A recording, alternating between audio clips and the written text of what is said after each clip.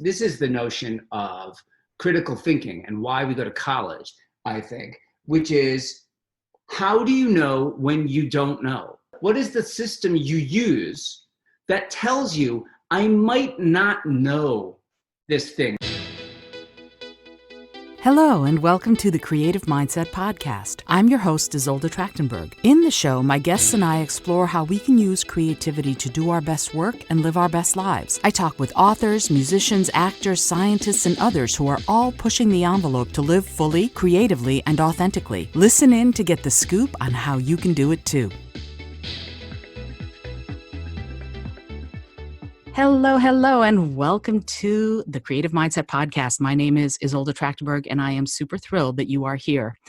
I'm also honored and thrilled and delighted with this week's guest. So check this out. You might know my guest as a Tony and Grammy-nominated composer and lyricist of shows like Big Fish, The Addams Family, and The Wild Party. You might also know him as the composer and sometimes the star of the epic oratorio, I Am Harvey Milk. You might have heard that he has been the musical director for many of Kristen Chenoweth's shows since the late 90s.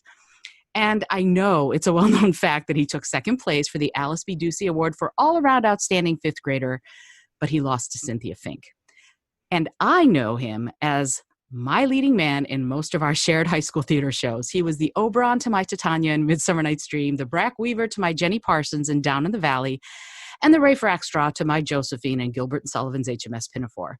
And we've been trying to find a time to get together and talk on this show for ages, so I'm thrilled that we finally have a chance to rub 2 minutes together and chat.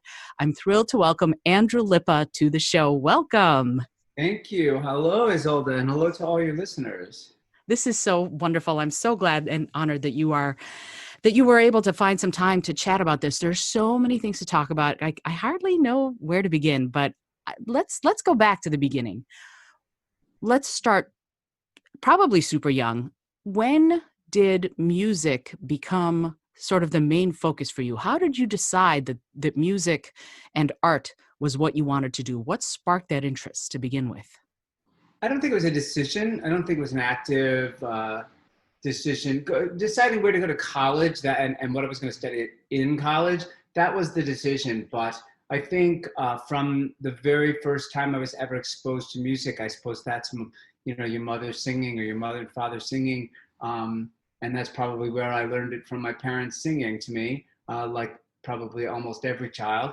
And music was always this, specifically music, not other art forms, but specifically music was always this natural, like, breathing thing for me. And I remember we had these wonderful, I grew up in suburban Detroit, as you did, and we had wonderful public education and wonderful public school music and arts programs. And in fact, my elementary school teacher won the Michigan Music School Music Teacher of the Year award. I think she won it twice, but she won it once while I was her student during my 5 years as her student.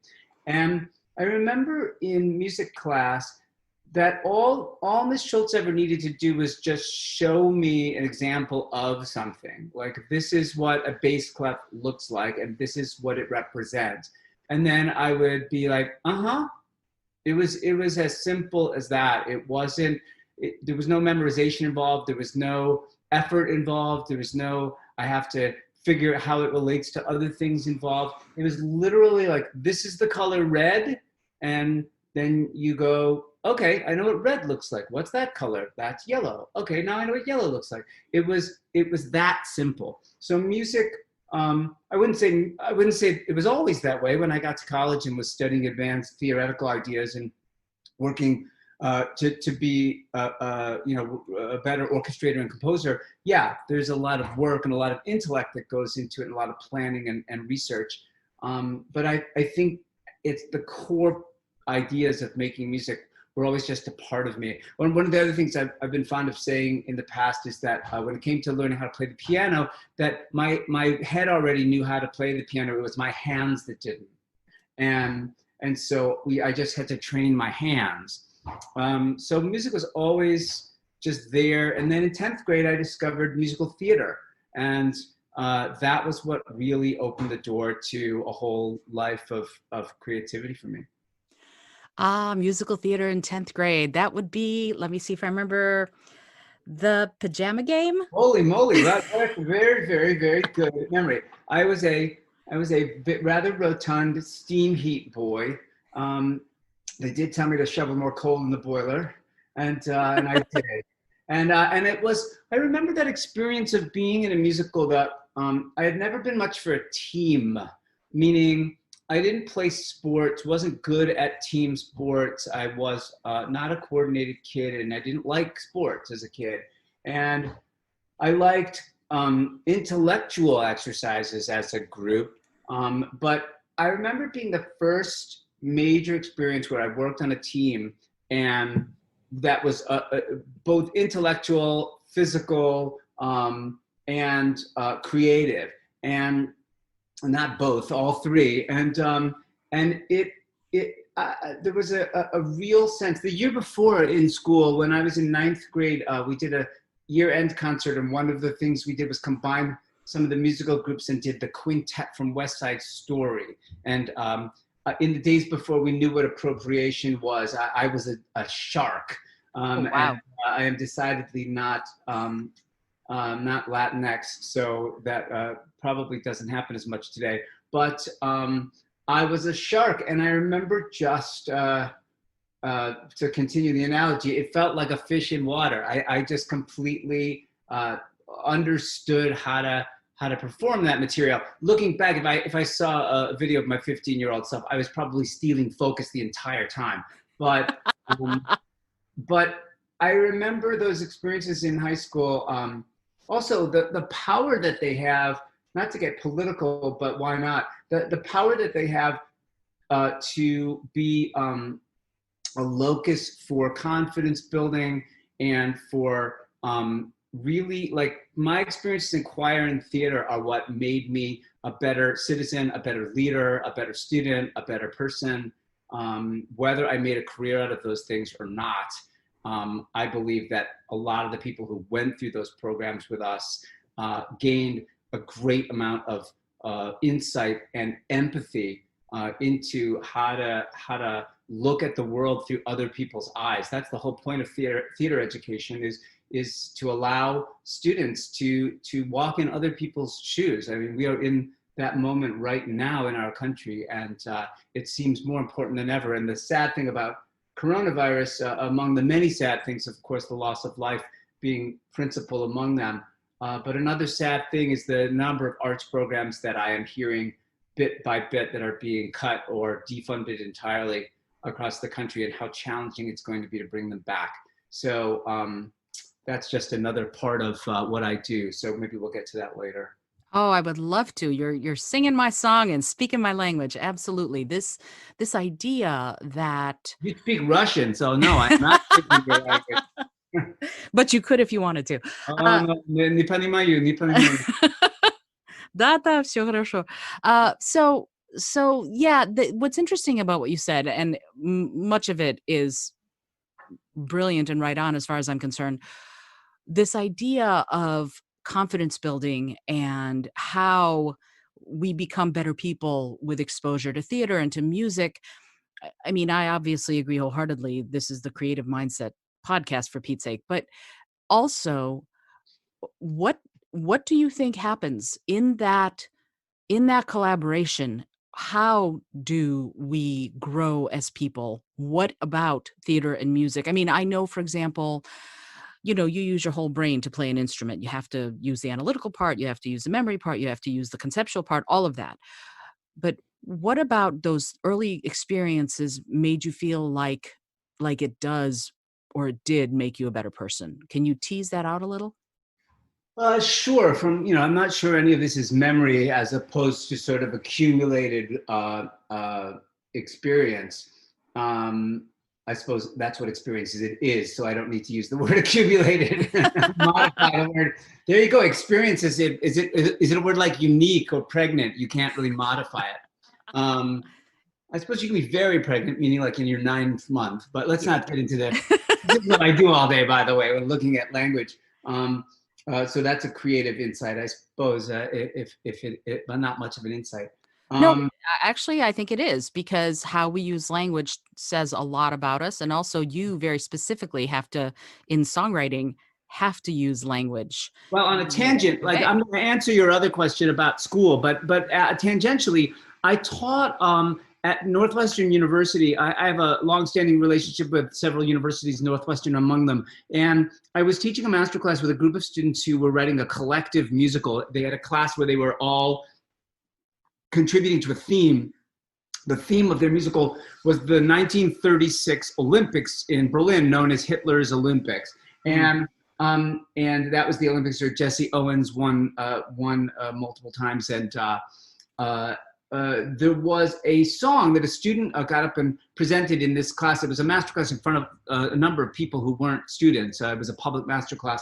And the student referred to something in their lyric called, they said something about the mall. And when we got to the end of the song, I always lead with kindness and support and praise. I think that's the right way to give criticism and feedback.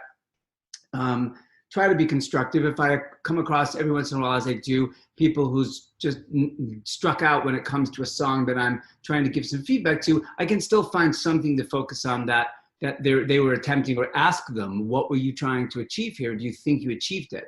Mhm. And when he and I were speaking, I said, you referenced something at one point about the mall. Well, can you explain to me what that was about?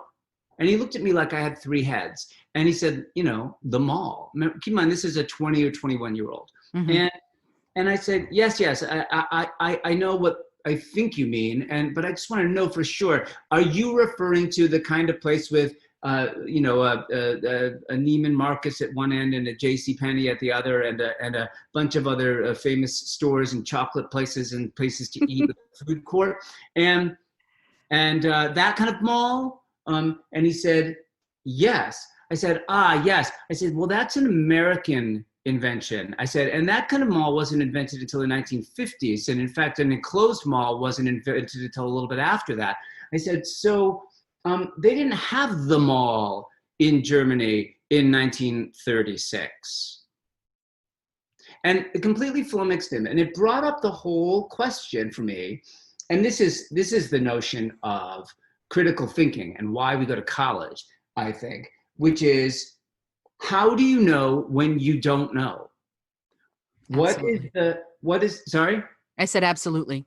Yeah, what is the system you use that tells you I might not know this thing? When I used the word experience before and then modified it and then realized, wait a minute, I listened to myself using the word, and I think of words as things, because my friend Marshall Brickman, who I co-wrote The Addams Family with, along with Rick Ellis, Marshall Brickman taught me that words are things. And what he meant by that is that they actually are objects, and that you should look at them from all sides, that they actually function in all kinds of ways, up, down, right, left.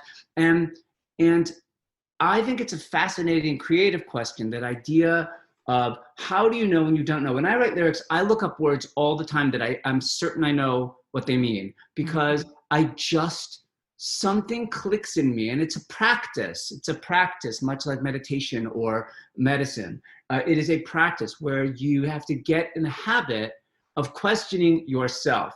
And I think one of the keys to creativity is the willingness to question yourself, and the willingness to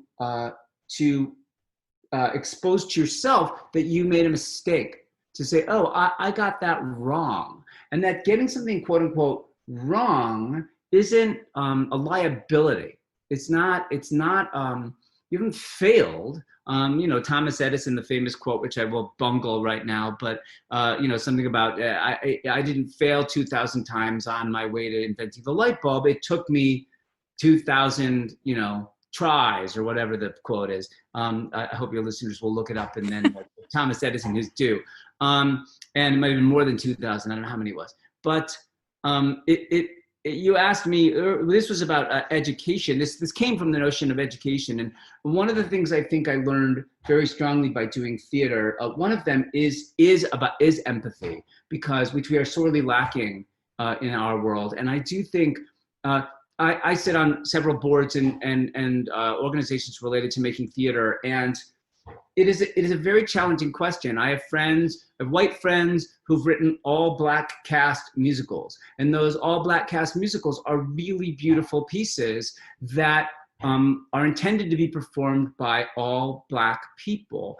And there are schools across the country, there are communities across the country where there are no Black students, and so should that school in an educational environment, I'm talking not about professional theater, I'm talking about educational theater, should that school not perform an all Black show with all white kids? And the answer always comes back to that's the realm of the author's permission. And that's the thing that we hold on to in the theater. Now, unlike Hollywood, we don't sell our scripts, we own them. And so anybody wants to make a change, like something as substantive as the racial background of somebody, a character who's described in a certain way and as part of a certain community, they have to ask the authors through the authors' representatives if they can do that. And there's a large part of me that gets, well, you know, there's something very wrong about a group of white kids pretending in a play, because we're already pretending when we do a play, and walking in the shoes of Black characters. And then there's a part of me that thinks, but wait a minute, why shouldn't they do that? I read an article yesterday, 75 things white people can do for racial equality. And one of them, it was in a really compelling article, and one of those things you can do is literally if you're white, buy your nephew or your niece or your daughter or your son a book, a child, a book that features Black characters, and show them the experience of other people who don't look like you. And so it's an ongoing thing, and I think about it in relation to my shows. I've had those questions asked in relation to my shows. And, could we cast a person of a different race in this particular role? And now the question comes up, could we cast people of different genders? Often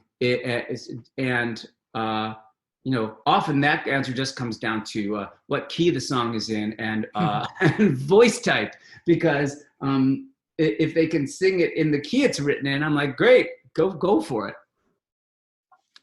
That's fascinating. So much. Thank you for that. I want to delve a little bit deeper into this idea of representation in the theater, representation in movies.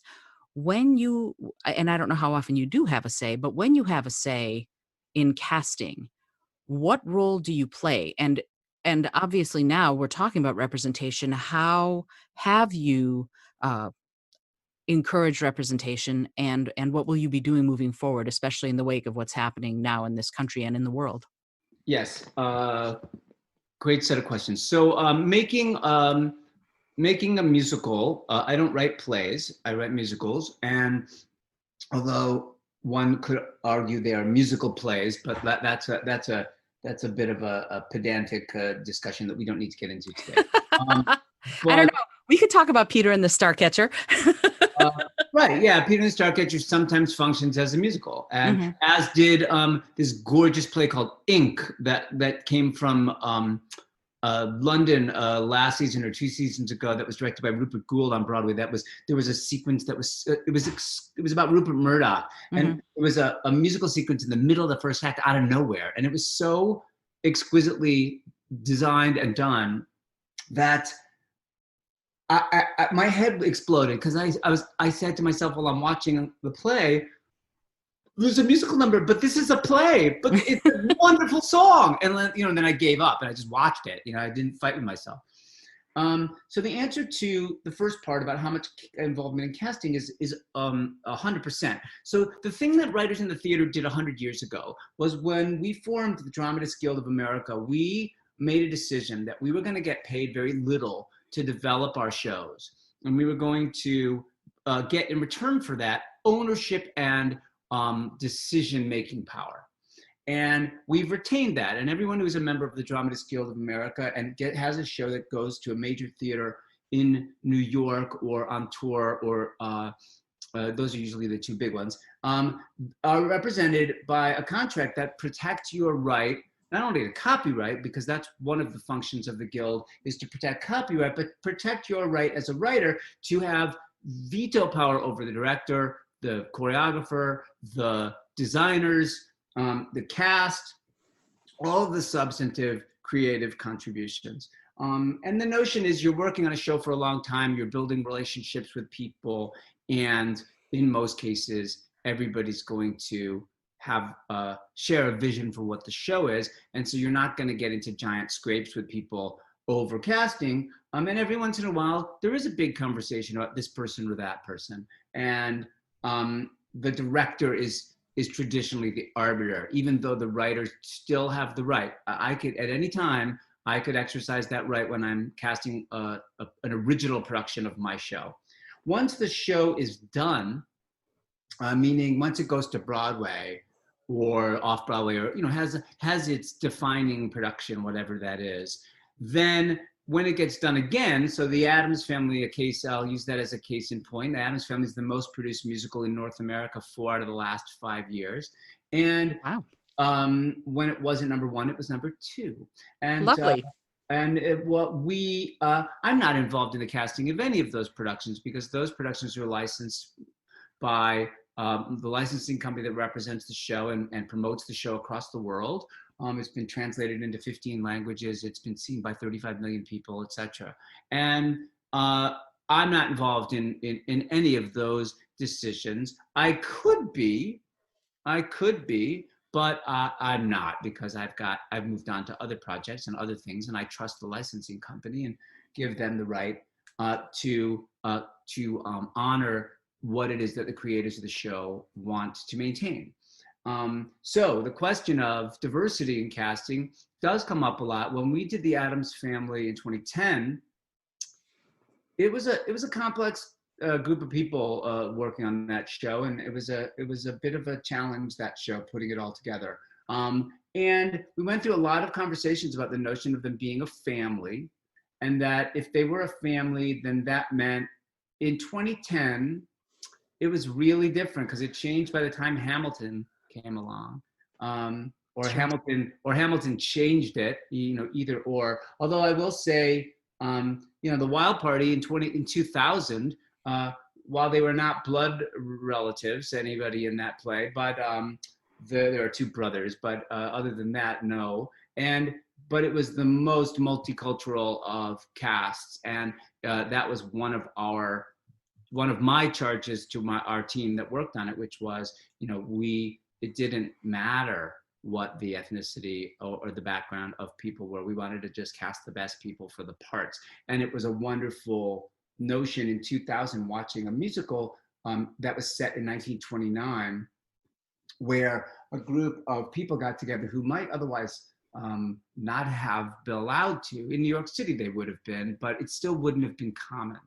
And there was something about that felt challenging. It felt like it was challenging some status quo that was hanging in the air. So in terms of that, we worked on the Addams Family, and we fell on the side of their blood relatives, and they were all white, and I'm not so happy about that. Like I think we thought that that's what we were meant to do. There was diversity in the ensemble of the cast, but there was not in the principals. And I think now the world is a different place, and you can cast it any way you would like, and I think it works. There are some estates that won't do that. Some estates, I know of a story where the Edward Albee estate wouldn't allow a Black Martha and George in Who's Afraid of Virginia Woolf for professional production. Again, it's not about anything but the desire of the people who made the show, and it's really their decision to make, and I think that's a good system. I think I agree. I think that one of the things, like with Hollywood screenplays, it feels to me like when I know people who are screenwriters and they basically say, and I sort of gave away my baby. That seems to be once you sell it, it's not your bailiwick anymore. And it sounds to me like in the theater for musicals, plays, um, that it's obviously different because you've got that. Now, are you the president of the Dramatist Guild? Do I remember that correctly? Almost. I'm the president of the Dramatists Guild Foundation, which Aha. is a 501c3 charitable corporation that is devoted to supporting the work of America's playwrights, composers, lyricists, and librettists through emergency grant programs and educational programs. Wow. Especially right now with where we are, I'm sure that y'all are getting a workout. That's We are actually. I mean, I could spout the statistics. I don't know if your listeners would enjoy it, but spout them. Absolutely. I can give just a few, which is our emergency grant program, which is a foundational program established in 1962 by Alan J. Lerner and his colleagues who founded the Dramatist Guild Foundation. Under a normal year, in the first 3 months of a year, we would have 2 requests for emergency funds. And in this year, in the past, and that would amount to about $5,000 to $10,000 of funds that we would give out. We've given over $525,000 so far this year. Wow.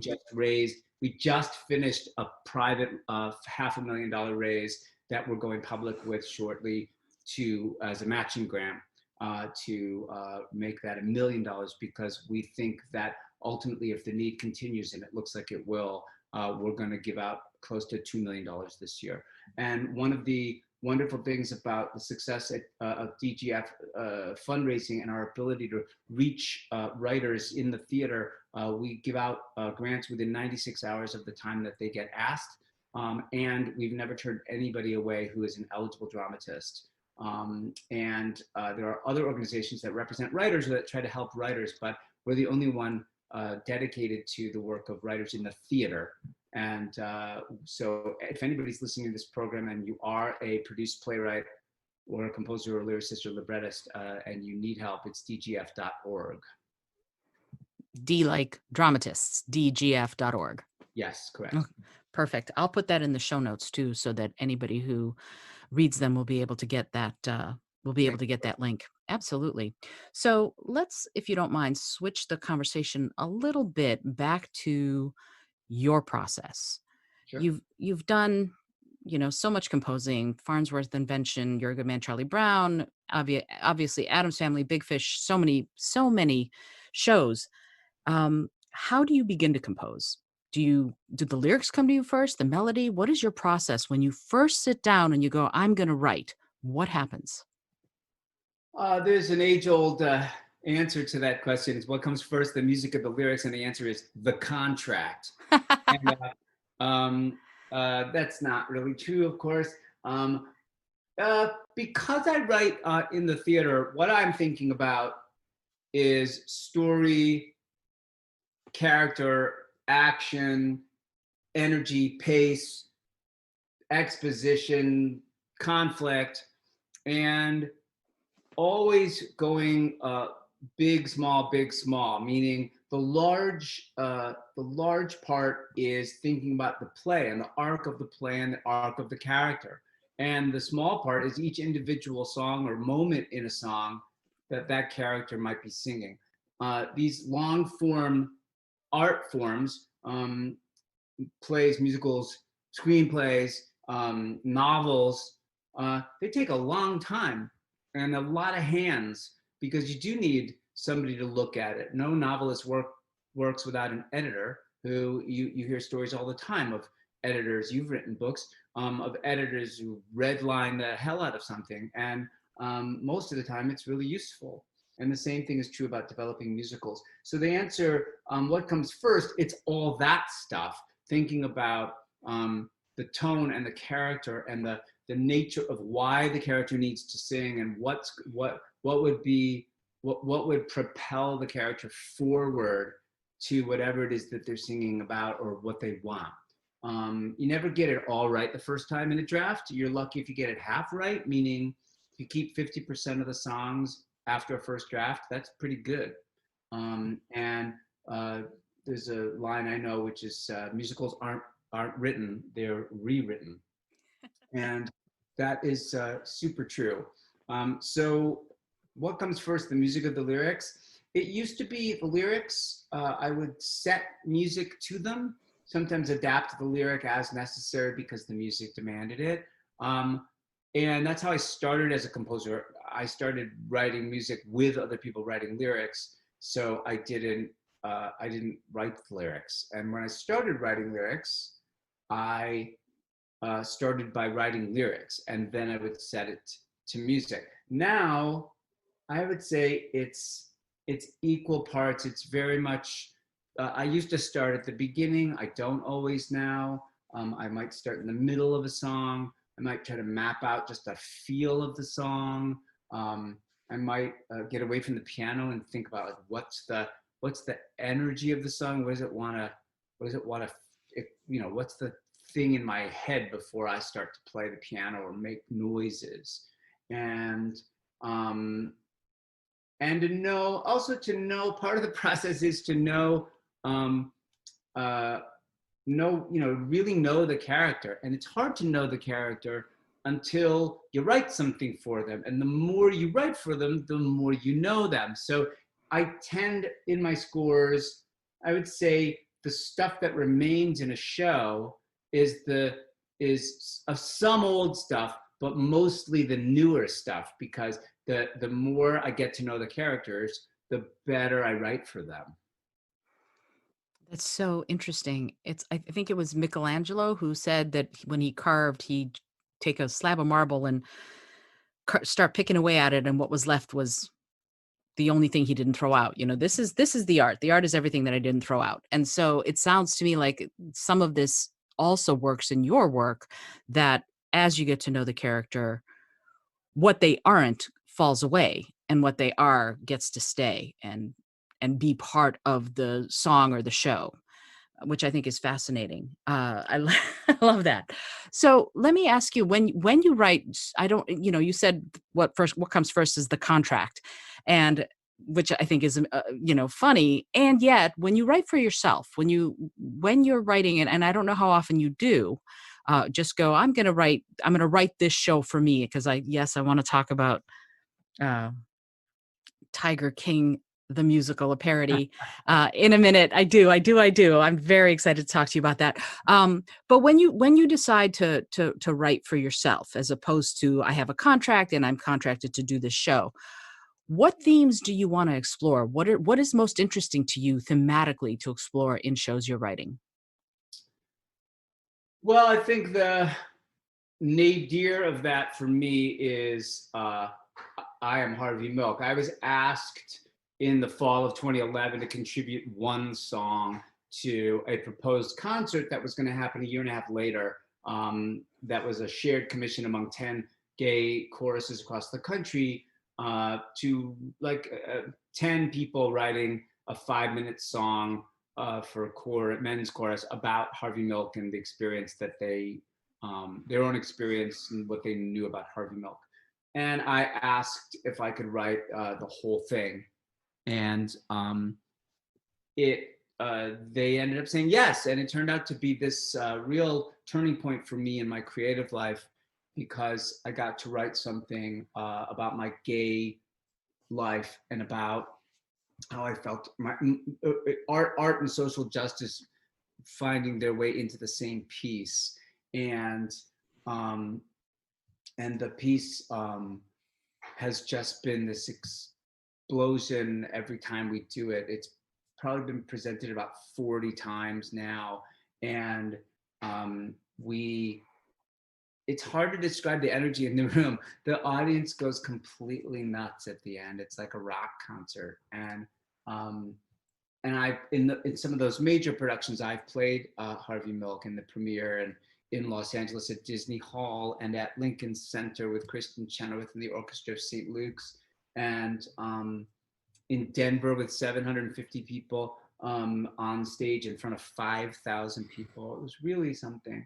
And what was wonderful about that was, I think the thing that I really do want to write about is social justice, about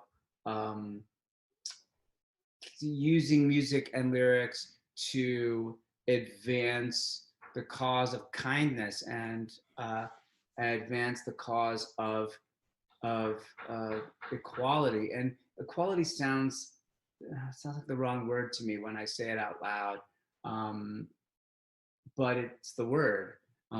It's that challenge. I was talking to my nephew earlier today. He was expressing on a call last night about how my nephew's 30, and he was expressing on a call about this past few days of riots and protests in America have been deeply saddening for him, and it really saddened him.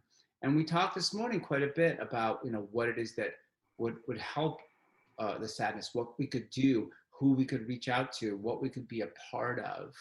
And it was a valuable conversation for me to be reminded that this is what I do. I make art. I wish there's a part of me that wishes I were, and maybe I will, like Václav Havel, go from being a playwright to being a president, although I can't be president of the US because I wasn't born here. So for all of you people who are disappointed about that, but I do wonder if politics is my next step, because I feel like art, certainly over time, art has a real impact and can make change. But I think that I think in the short term, it's up to progressive individuals to just to keep demanding that people become. It's so simple ultimately, but it's just not easy. Nothing simple is easy. Just to be kinder to each other, and that sounds crazy simple, but it's actually that's what it's about. It's about recognizing the humanity in everyone. And then really carrying through with social plans and programs that see that through. Once again, you're singing my song. Absolutely. And it's this idea that you're talking about kindness. It seems to me we go right back around to what you were talking about earlier with education and the sort of self-awareness that I think you need in order to realize that you will not have less if you are kind to someone, that you will not be lacking if you lift someone else up, that there is no cosmic balance scale there, that you can be perfectly content where you are and also help buoy up other people. Yeah, rising tide floats all boats. Absolutely, absolutely. But also, what you were talking about earlier about theater education and how it can teach us some of these ideas of kindness and empathy.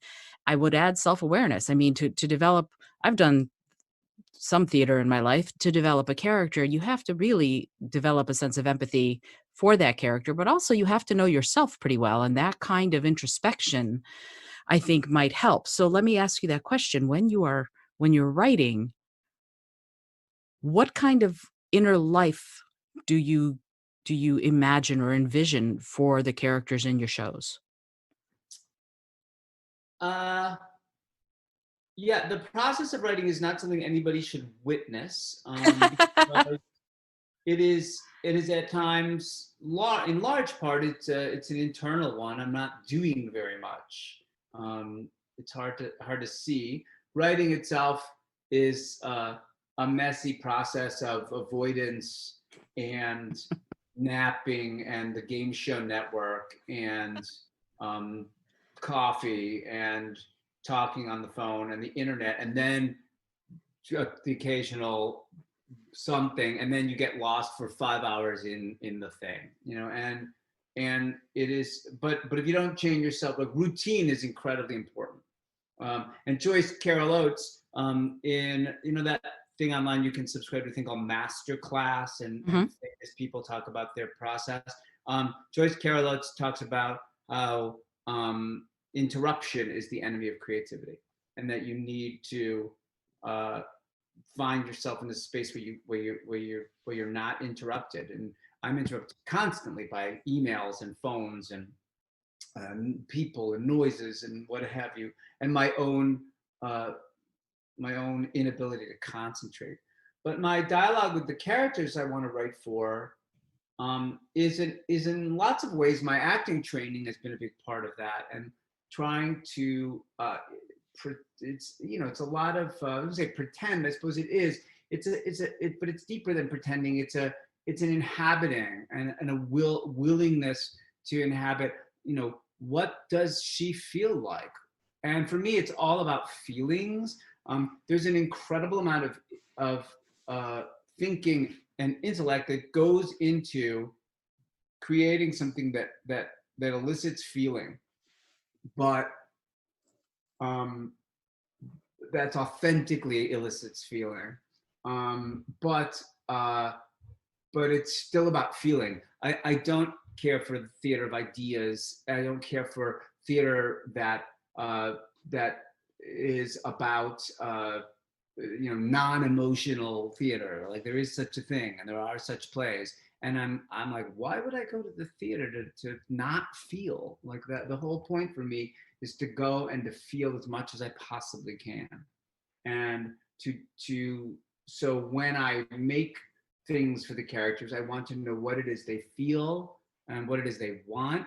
And invariably, I suppose, if I look back at the characters I've written for, I will find bits of myself there, and it's up to somebody else, not to me, if somebody else is inclined to say, oh, well, this is Andrew Lippa, this is what he does, this is his thing, and this is what he's thinking about, or this is the kind of person he was, and that's why he wrote notice in this character and this character and this character, they all want the same thing.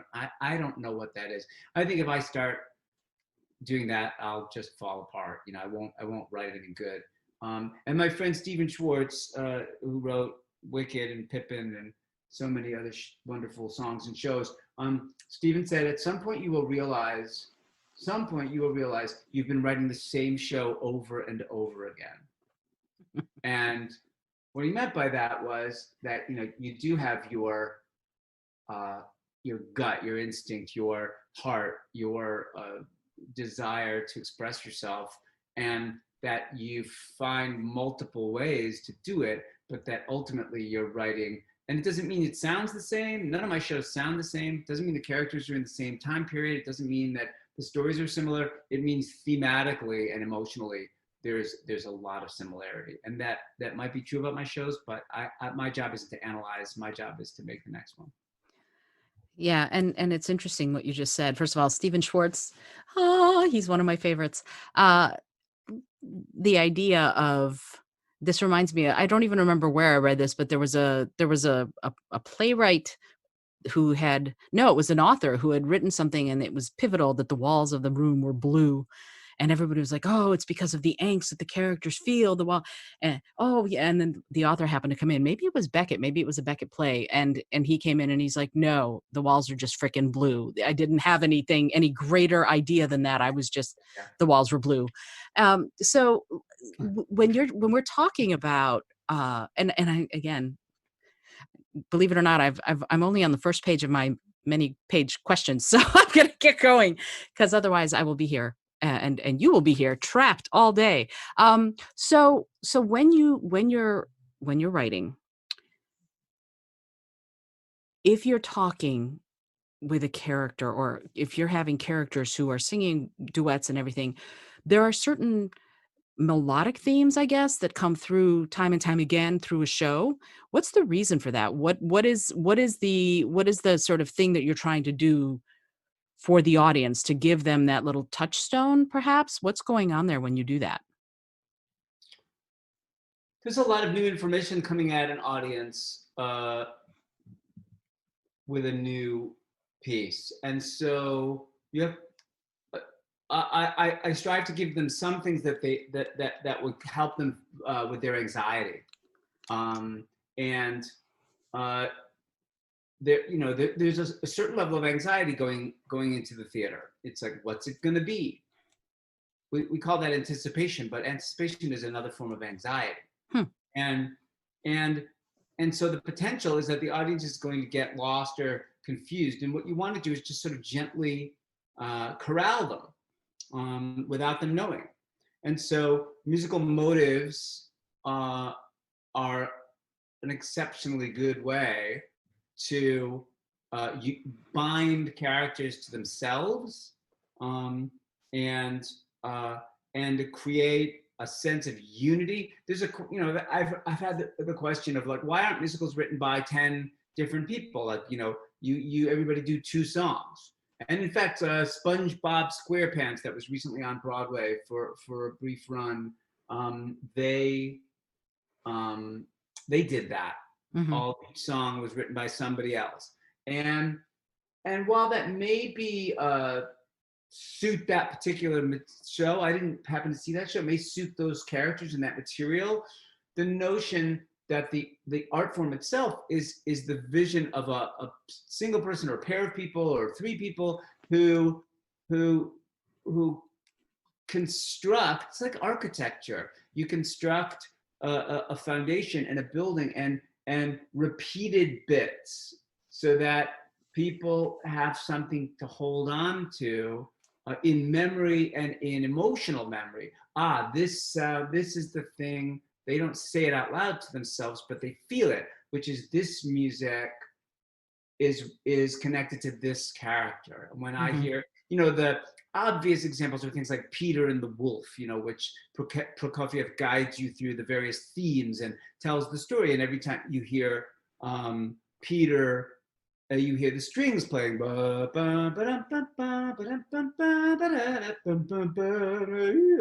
etc. And that tells you, this is the color and character of this character.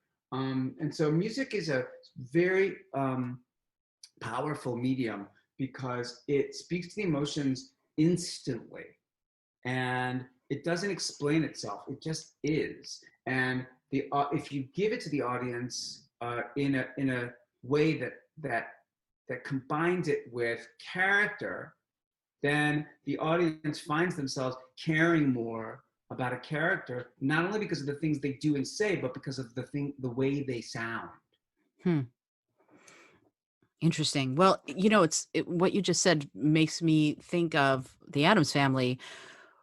One of my favorite songs in that show is One Normal Night, and boy, did it came through her Wednesday's frustration, her ultimate frustration at being part of this family that she loves but really wants distance from.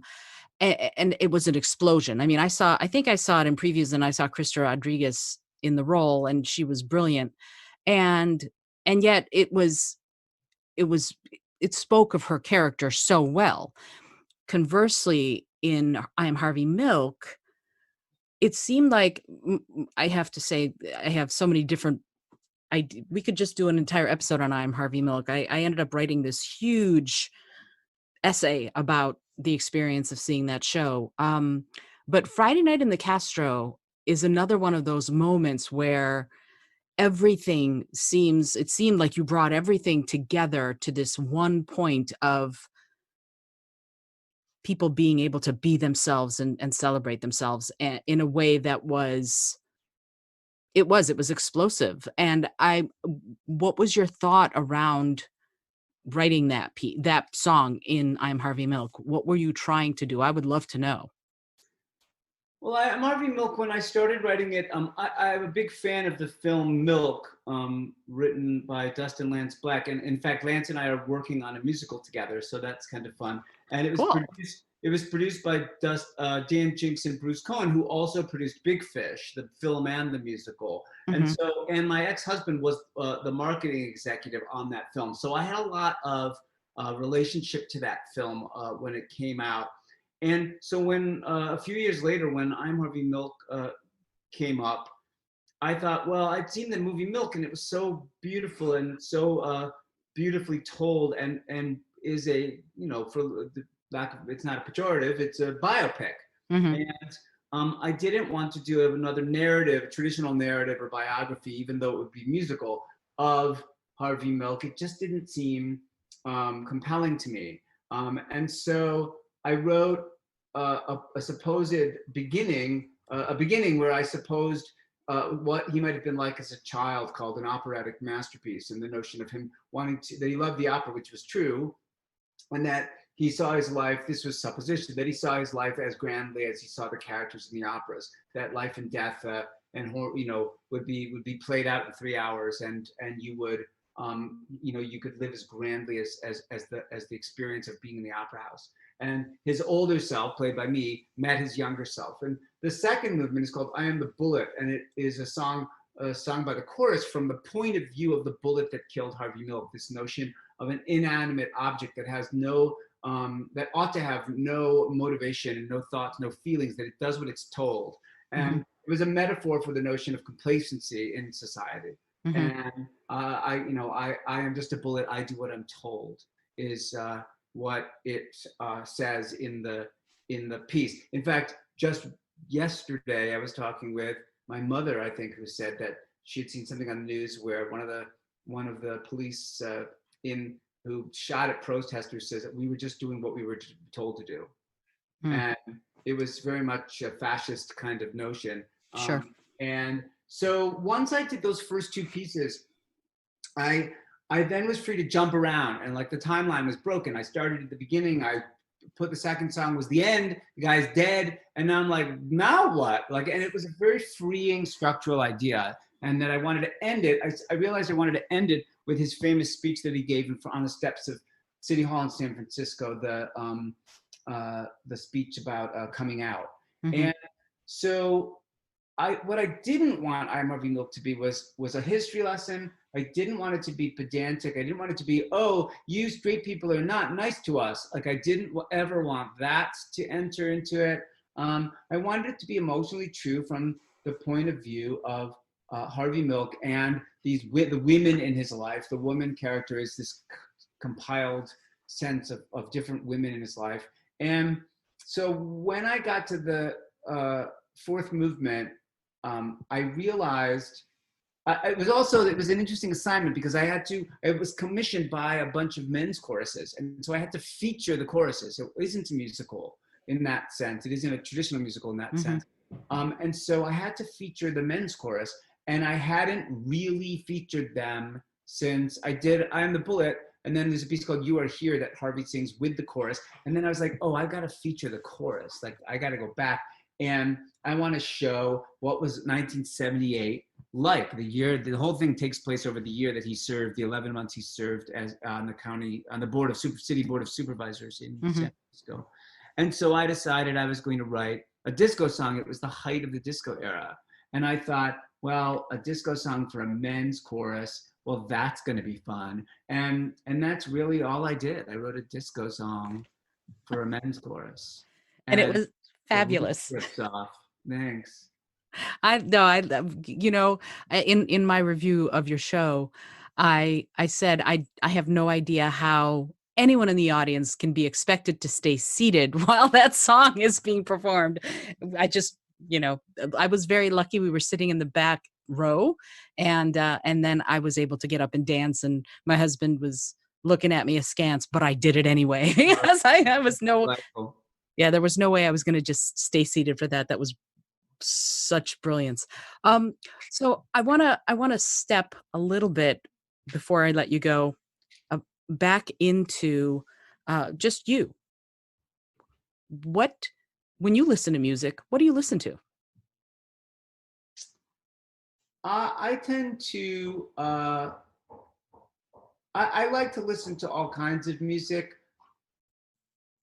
but the music that speaks at the core level of me is what anybody would call classical music. It doesn't mean specifically 19th century European classical music, but I very much like contemporary, what they call contemporary classical music. I've been obsessed in the past few months with Bryce Dessner. I don't know if you know his work.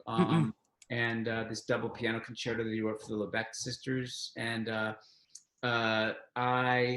also film composers who venture out a little bit. James Horner, before he died, that put out a record that was written for cello and piano and orchestra. I mean, cello and violin and orchestra. It was absolutely beautiful piece. And I find orchestral music to be really exciting and soothing, and also just gets me in touch with deep feeling. I like contemporary music, and I like a lot of contemporary music. I tend to get bored because a lot of contemporary music, once you hear the verse and the chorus, there's a lot of repetition, and I get like it's gonna repeat. And I'm like a magician in that way. I talk about this in making shows. When magicians go to see other magicians and they see them do the tricks, they tend to know what all the tricks are. Mm-hmm. And so they're like, well, I want to see something I've never seen. And that's how I am at the theater. And that's how I am with music in general, or songs in general. I'd like to hear something I've never heard. I want to know, I want to hear it from a different way of looking at it. So I often poke around online, looking for new things, and I'm often led back to classical music. I'm that way with jazz. Classical music I love, but I have very, I'm sort of the Romantics, Baroque, great, and then I skip right over and head over to jazz. So it's funny because I said let's ask about you, and then I have something that I wanted to bring up, and I wanted to get your thought on what that line meant to you when you wrote it, because I Am Hannah Hutchinson, that I saw the premiere at Strathmore Hall in Bethesda, Maryland, near Washington, D.C. I was lucky enough to be in the audience. Thank you for that. And there was a line in the show that she said, and I immediately started weeping.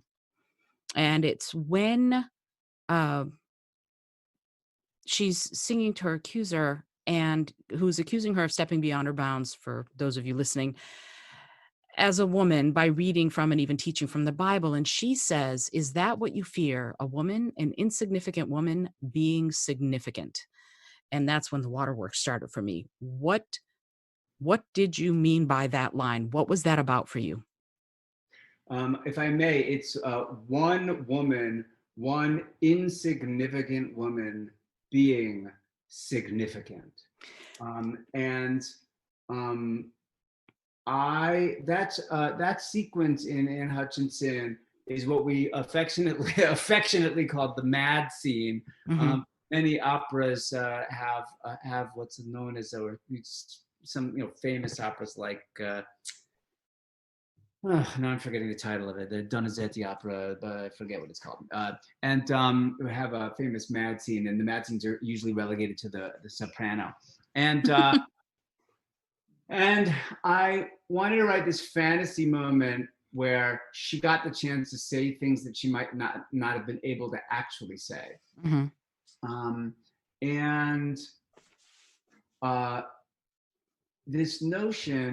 This notion of people being treated,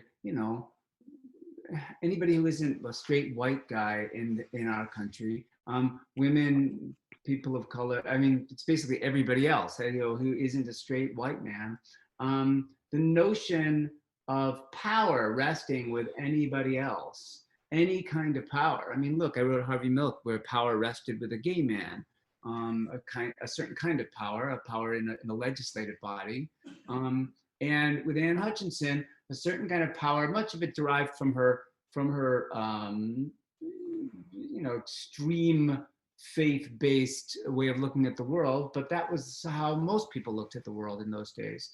And this idea that a woman would stand up and say, you have called me this thing. You have said I am insignificant. You have said I am small. You have acted this way. Our president acts this way and treats women with disdain and treats them as if they are less than.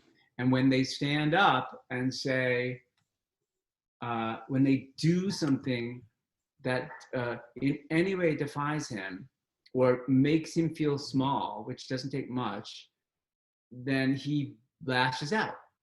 And this is what women have had to endure for centuries.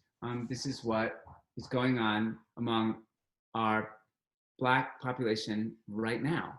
This is what goes on with every person of color in our country. This is what goes on with people with disabilities. This is what goes on with people who are members of the LGBTQ community. The whole, if I can almost swore, it's a podcast. So You're allowed to swear. All I have to do is put the little E for explicit. Yeah, Go for it. the whole Speak your mind. fucking point is that people don't like to lose power. And the white people have been in power for a long time, are losing it. And I am among them, but I'm not, because I'm Jewish, I'm gay. I've always identified as the other. And sooner or later, the other is no longer the other. We're the everybody else. And Anne Hutchinson in that moment sang very powerfully, one woman, one insignificant woman being, isn't this what you fear? That's what she sings. Isn't this what you fear? One woman, one insignificant woman being significant. And one of my favorite things about what follows that is there are 4 bars. It's in 3. And there's this sort of, that's the 1 bar. And the 4 bars that follow it, I remember writing it. You can't really write this on the piano, but I remember telling the orchestrator, it is as if the entire the entirety of hell is opened up with its arms open for Governor John Winthrop, waiting for him to step in. And so she sings being significant, and on the significant, the strings go, ugh! They make this great noisy crashing downward thing, and then the orchestra loses its shit for 4 bars, and it just goes like all the drums banging away, and people, it's the noisiest cacophony, and then it gets quiet again, and then she pulls herself together. But for those 4 bars, it was this notion of, I will conjure the forces of everything, darkness, light, anything that will take to shut you up.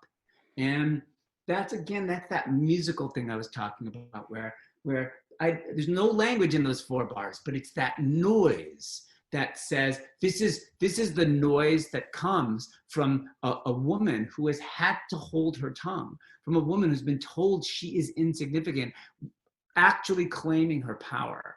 And this is what the world would sound like.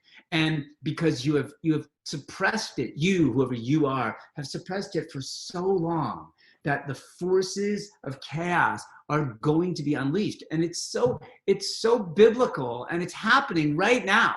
The forces of chaos are being unleashed, and they're being unleashed in the service of something beautiful. And this is that notion of life and death, of growth.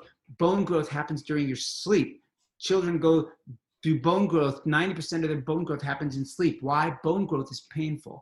Why is having a baby, why will women tell you it's the most painful experience? Why? Pain and growth are partners. They must, you cannot have growth without pain. So this is what we're going through societally, and this is what I think about when I write musicals. Oh, nothing much. Wow. Okay. Wow. So yes, that moment in the show, and I was writing from memory, so I apologize. I thought it was a woman, but it's one woman, and I'm glad to know that, because I use that as a kind of a rallying cry whenever I'm in a situation to teach students. When I go into schools and I do my communication workshops, I bring up this show and I bring up that line. So now I'm going to say it correctly, because it's so important, especially for girls, and especially for girls who are at that age where they're trying to figure out who they are and what kind of strength they want to show and they want to possess. It's a great moment to tell them about, because it is claiming your power like very little else out there. So I thank you for writing that, because it has helped me educate lots of children when I go into schools and I do my programs. It's in almost every single one. So thank you for that. course. So, and again, I'm going to shift gears because I know you have a life to get back to. I want to talk about I want to talk about Tiger King the musical, a parody. What is it? Tell me what brought it about and what is it? So, everybody has their coronavirus tale. Many of them are similar. Mine was really, I've been very fortunate and no, thank God, been very healthy, as has my family. And that doesn't mean that I was frightened, and I had a lot of anxiety and a lot of fear in March and early April. And we figured out that the world can continue now in a way, and we've been very, very blessed through this. So I know there are many who haven't been, and that's part of the reason I work so hard for the Dramatists Guild Foundation. Um, but during that period, I really did not know how to spend my days. I did not. It was cold. I wasn't going to go outside. There was nowhere else to go. And I didn't want to watch TV all day long. But we did watch all 7 episodes of Tiger King in 2 marathon sessions. And what I found so intriguing about it, and what I realized later, was not the murder, mayhem, and madness part, although it is all incredibly cuckoo. And what I realized was that what Tiger King is ultimately about is about a group of people. In the case of Tiger King, Joe Exotic, Carol Baskin, and Doc Antle, who are wildly imperfect, if not altogether corrupt leaders who demand fealty from the people who work for them. In the case of Doc Antle, the women around him, I mean, just like they're like sex slaves. And Carol Baskin is this controlling, God knows, what she's done or will admit to. And Joe Exotic, of course, is a truly like mentally ill guy who didn't give a shit about those animals.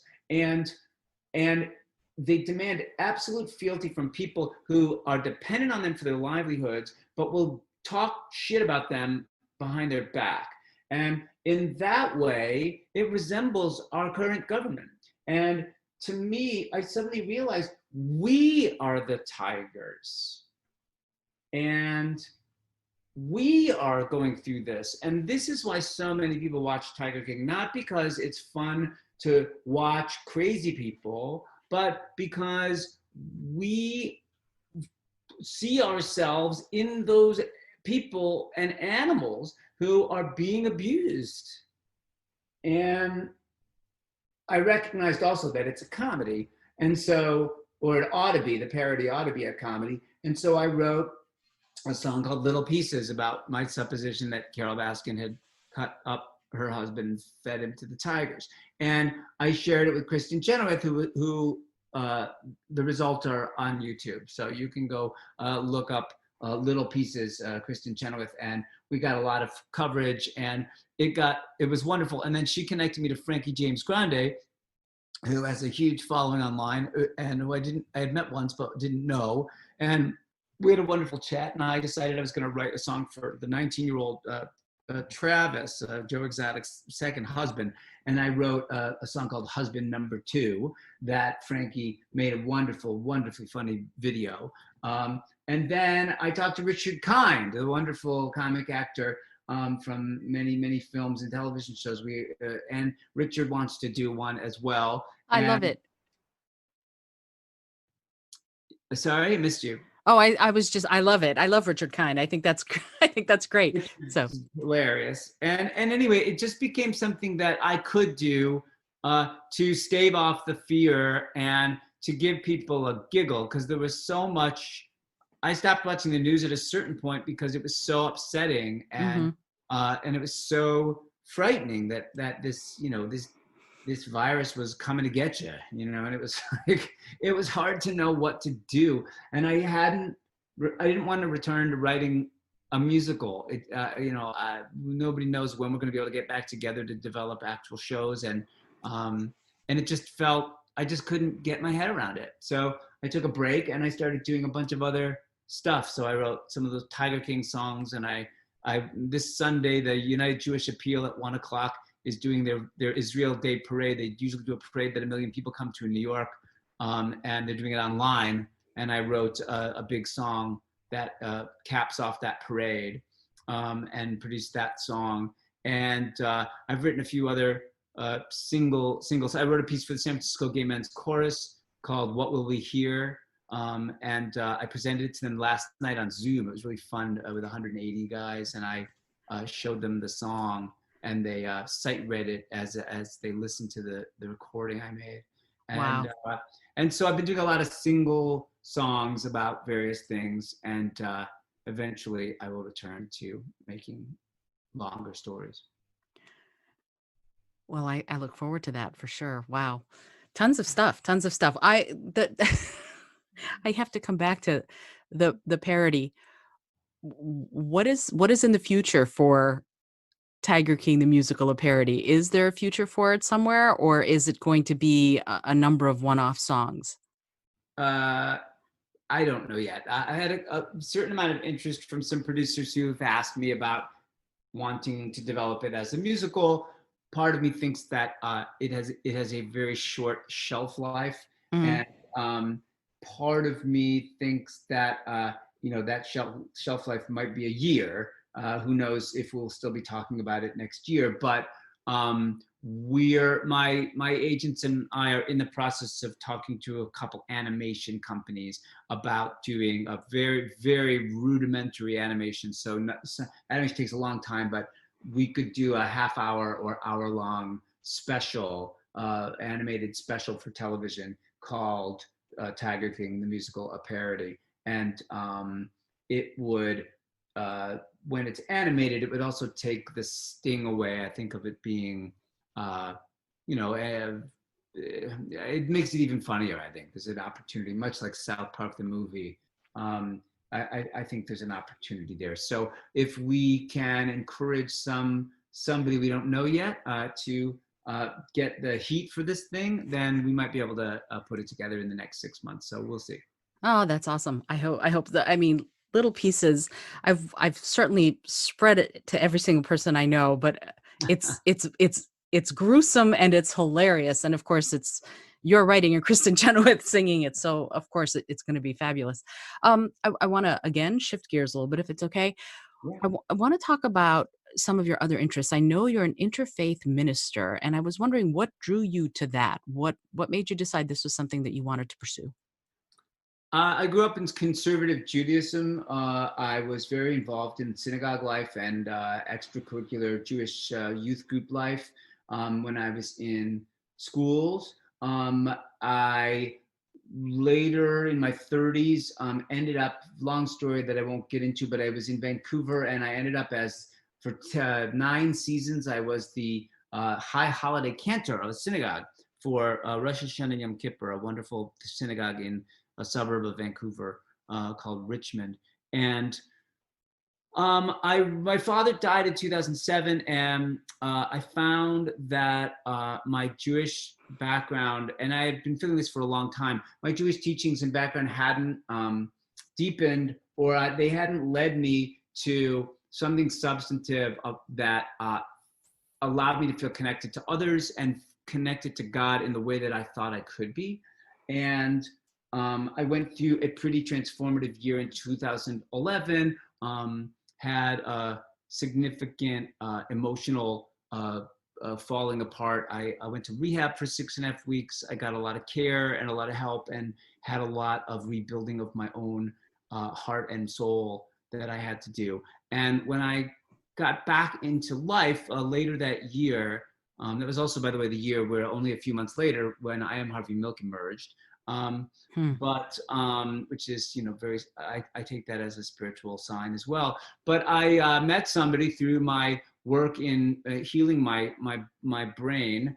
I met somebody who had been ordained at One Spirit Interfaith Seminary. And I said, what's an interfaith seminary? And she said, well, it's the notion that all paths to God are beautiful paths, and that Many people walk in many ways, and that why couldn't we walk hand in hand? And that the world is more and more people making families with two faiths. My sister's married to a Catholic. My fiance grew up Christian, Lutheran faith mostly, Lutheran denomination, and that there need to be people who can help navigate some of the life cycle events for these kinds of unions and families. And like I said, there are more and more people looking for this kind of leadership. And I looked on their website and I read pages and pages of stuff for days, and I decided this was for me. And so I applied, and they accepted me, and I went through a 2-year training program, and I've performed since then a number of weddings and other life cycle events. I was the officiant at my nephew and niece's wedding.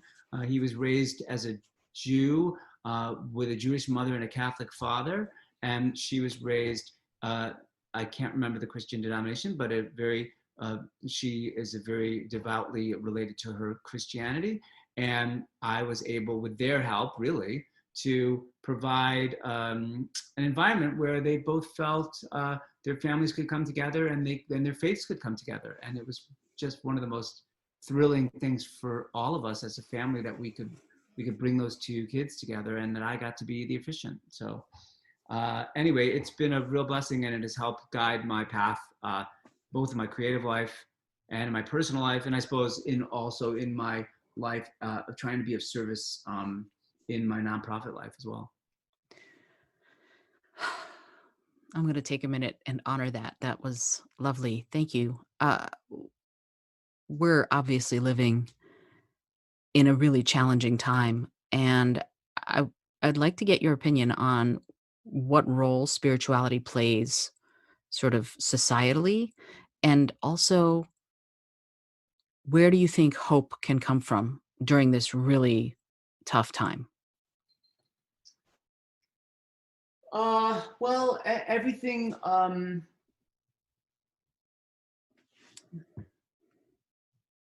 I believe in interfaith life because dogmatic thinking has never ever led to. It's led to some really nice buildings, um, and but it doesn't lead to peace. And I remember when New Orleans was destroyed by Hurricane Katrina, and the first things people were saying after they were dealing with taking care of the health and well-being of the people there was, "We're going to rebuild." And I'm like, what hubris pill did you swallow, where you built a city that's below sea level and you think you're going to rebuild that city and you think you're going to beat the odds? And that kind of human hubris is the only word I can think of. We build cities in places that are going to fall into the sea, and we build religions where we say, you must do this. This is the only way because God told us this is the only way. And sure, we get it. We're friends with our neighbors, but this is the only way. And if you don't do this, then you're really fucked. I just can't live like that, and I can't tell that to other people. So I think we're not gonna fix it in my lifetime, but I do think we might be at this critical juncture where if enough of us come together, we might be able to come up with a new way, or we might all be destroyed. Like part of it, part of my this is the opposite of hope, perhaps, because I don't hope this happens, but I am open to this possibility, because I do think if I were the Earth, what would I do? And when I had 7.5 billion inhabitants of me, most of whom aren't nice to me. They just aren't good neighbors. And if I were the Earth and had the power to do it, and by the way, the Earth does have the power to do it, and we're in the middle of that power right now, I would say, you know what, I should get rid of some of these things. Like, some of these things this is bad. And so this is what the earth does. The earth has cataclysms like viral infections and storms and all these things to restore balance, because human beings are just not good at restoring balance. And I wish we were better. And if I were running for public office, someone will find this podcast and use it against me. And they will say he's a nihilist, although they won't use that word because nobody knows what that word means. But they will say that I am, anti-people, or that I'm depressive. And no, the truth is, we get told, this is recently, somebody said, if white people ask you, why didn't we protest civilly? Our answer is, we did, and you didn't listen. And then there was a picture of Colin Kaepernick taking a knee at a football game. Mm-hmm. And when the earth comes to us and we have that dialogue with the earth, it says, why are you doing this? Why can't you be more gentle with us? And the earth will say, I was, and you didn't listen. And that's super simple, guys. That is super simple. And Al Gore's been talking about this for 25 years. And if we choose not to listen to the earth for a whole host of other reasons that a lot of people think are important, the economy, and therefore feeding people, and all of the challenges involved in running a global order. But if we don't listen, if I were the earth, I would reach a point of saying, you know what, I just can't do this anymore. You guys got to go.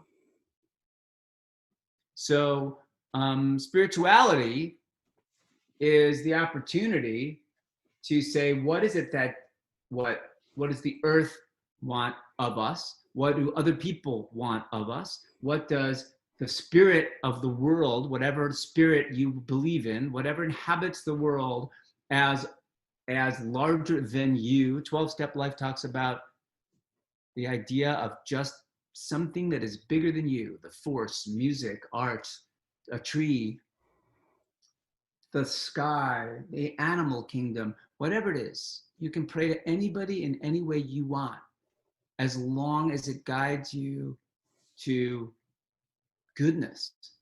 Because goodness is irrefutable. There is no definition of goodness that tells you it's not good.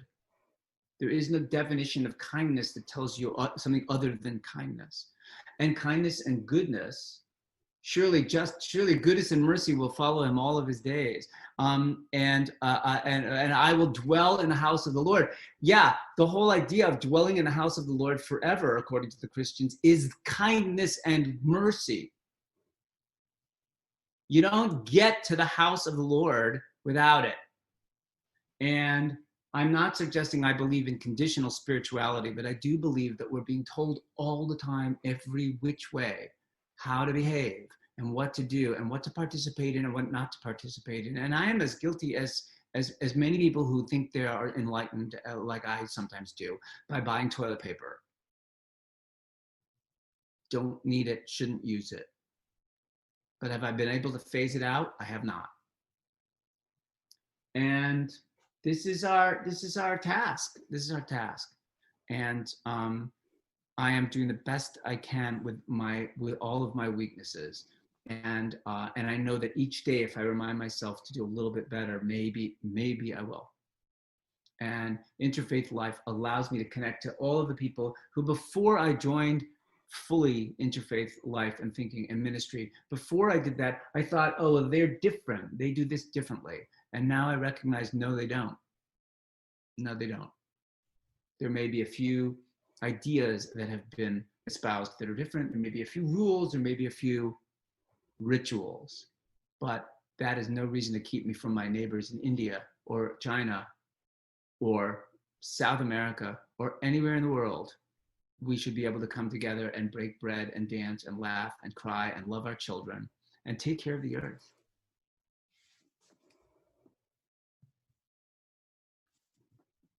Absolutely.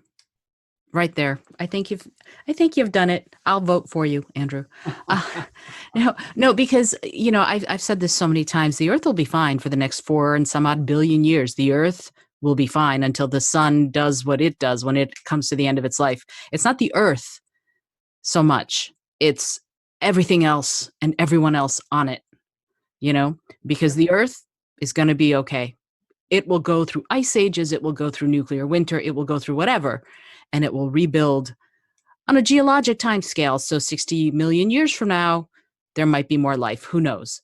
So what we are doing here in this moment, I think, is standing on the precipice of something that if we take one step in one direction, we're going to go towards healing and towards kindness and goodness, like you said. And if we take a step in the other direction, then we're going to careen into an entirely different direction, which might be a lot more challenging for many of us. So I honestly spend a lot of my time meditating and praying on that we will as a world take the step towards goodness and kindness, because I think that's the path to ultimately healing and to making progress in a responsible, substantive way that takes into account all of the beings who are suffering. So I completely agree with you, and am so grateful that you said that. And I have just one more question before I let you go. Sure. And you might have said it already because of everything you just said. If you had a plane that was going to skywrite something for all the world to see, what would you say?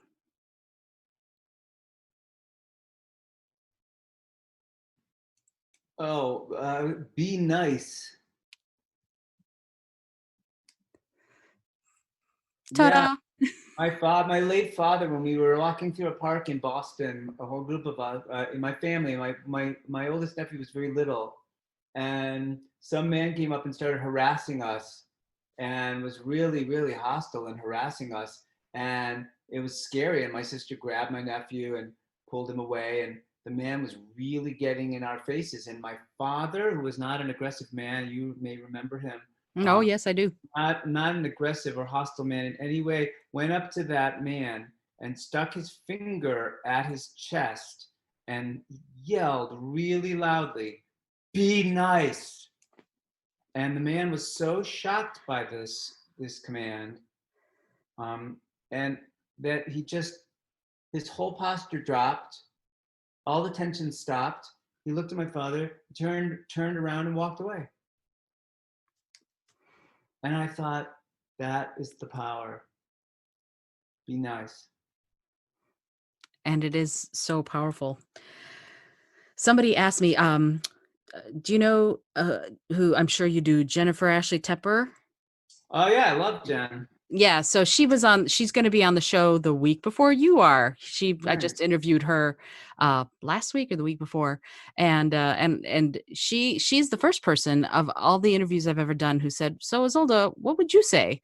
And my answer was, "Be kind." So Oh, so there you go. that would be that, or leave it better than you found it. That's my other go-to when I have to think about what something like that would be. But what came out was be kind. So you and I had very similar answers to that. Andrew, is there anything else that you would like to say to whoever's listening? Any last bits of advice or anything that you'd like to say before we wrap up? No, other than thank you. This has been lovely. So thank you. Oh, thank you so much.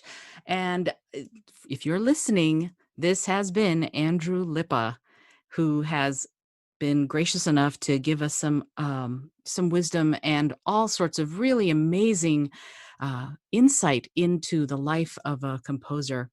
And this is Andrew. This is such an honor for me. I mean, the last time you and I spoke this substantively, really, we were probably still in high school. So where we used to at one point be inseparable. And I think your junior, my sophomore year, something like that. We spent all of our time together when we weren't in class. So now getting a chance to get reacquainted was just lovely. So I thank you for that, and thank you for being on the show. Thank you again. This is the Creative Mindset Podcast, and I am Isolde Trachtenberg. If you have enjoyed what you have been listening to, which I am sure you have because this is, of course, Andrew Lippa you've just been hearing from, please rate and review the show.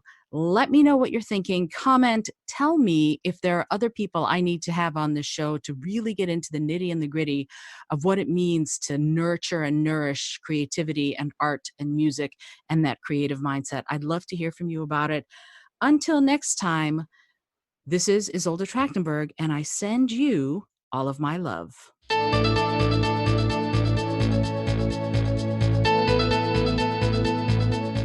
Thanks so much for joining me today. I really appreciate you being here. Today's episode was produced by Isolde Trachtenberg and is copyright 2020. As always, please remember this is for educational and entertainment purposes only. Past performance does not guarantee future results, although we can always hope. Until next time, this is Isolde Trachtenberg, and I send you all of my love.